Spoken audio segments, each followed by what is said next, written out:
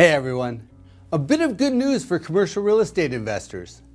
Since the first of the month, the 10-year Treasury rate has fallen by about 15 basis points to the 4.2% range. But we have to consider the forces that pushed the rate lower.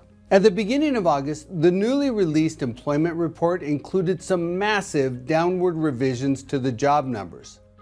Prior to the August release, the number of job additions in May was 144,000.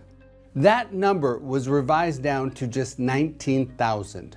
The job creation for June was also revised lower, from 147,000 jobs to 14,000 jobs. Combined, 258,000 jobs were erased from the tally. And that's a big change. Instead of being up by 855,000 jobs so far this year, we've only added 597,000 new jobs.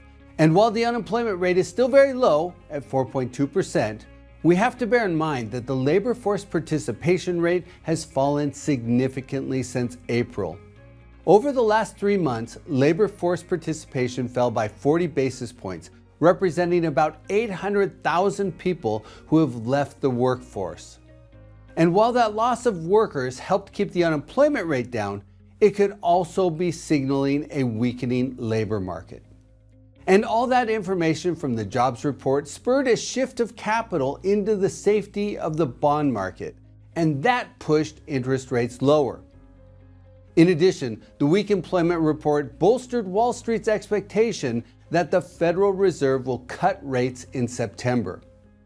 Wall Street is now assigning a 95% likelihood that the Fed will cut rates by 25 basis points at their September 17th meeting. And Wall Street believes the Fed won't stop there.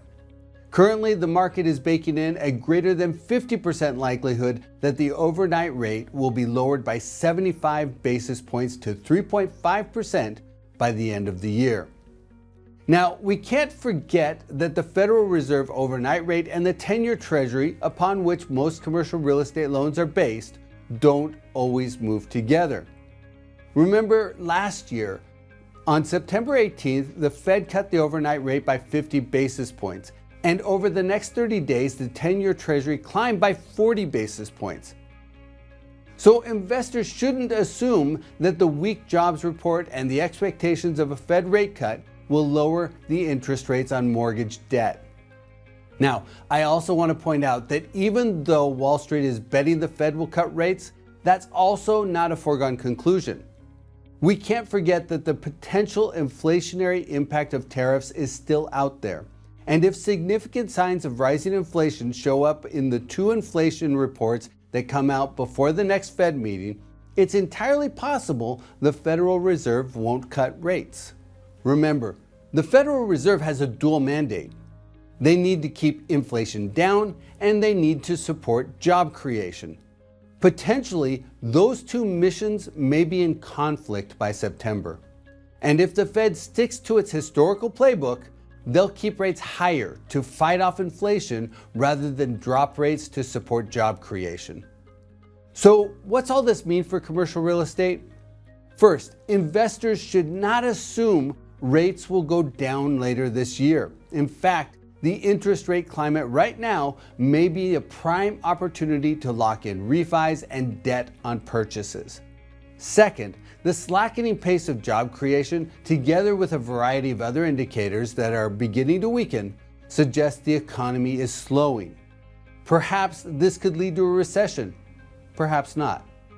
Even though job creation has slowed, it is not negative. We're not losing jobs.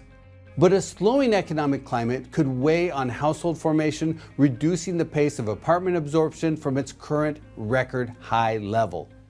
We could also see slowing consumption that could weigh on retail and industrial space demand. And finally, office demand could potentially be bolstered by the tightening labor market as companies enforce more aggressive return to office mandates. So the remainder of 2025 could be a bit bumpy for both the economy and commercial real estate, but most property types remain structurally sound. And falling construction should offset a slowdown in space demand. When the economy gets choppy, some investors hit pause. But bumpy cycles often create opportunity.